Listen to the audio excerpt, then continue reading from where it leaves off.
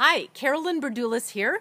I wanted to talk to you some more today. I promised a video series, so if you look down at the previous video, it talks about the difference between optimal and normal values with Western medical labs. So one of the biggest things is understanding your blood pressure. So many patients come into me and they say, I'm not worried about my blood pressure. I saw my doctor. My doctor said it's normal. So remember, there's a difference between normal and optimal.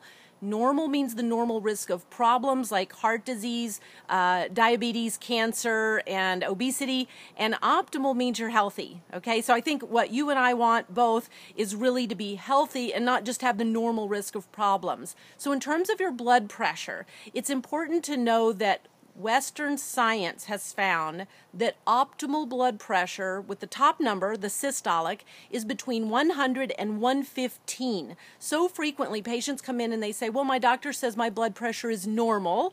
It's 125 or it's 135. So that is normal to find in the population, but normal means common. It does not mean healthy. So at the level of 115 to 135, which is normal, you have double the risk of death with heart disease and stroke. So even though that's normal, you have double the risk of death. So, and at the next level between 135 and 155, the level at which most doctors want you to start taking pharmaceutical drugs for hypertension, the risk is not double, it's quadruple, 4 times as high. So that's where they're, of course, quite a bit more concerned. Now, the latest research I have seen is showing that taking pharmaceutical drugs for hypertension that tends to be 135 to 155 is not reducing the risk of death. Now, if your blood pressure tends to be really high, 155 to 175 or higher, then yes, they're finding those pharmaceutical drugs do reduce your risk of death.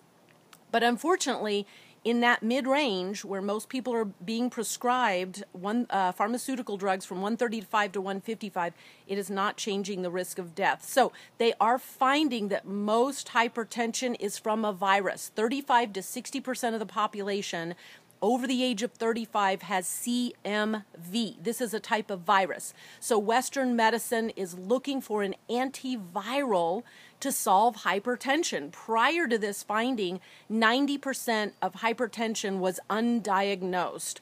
So it's very important, know your numbers, know your risk of death, find out things that you can do, and in later videos I'll be talking about things you can do to reduce your risk of death and bring down your blood pressure to help kill off viruses in your body that could be causing that. Remember, I am not an MD.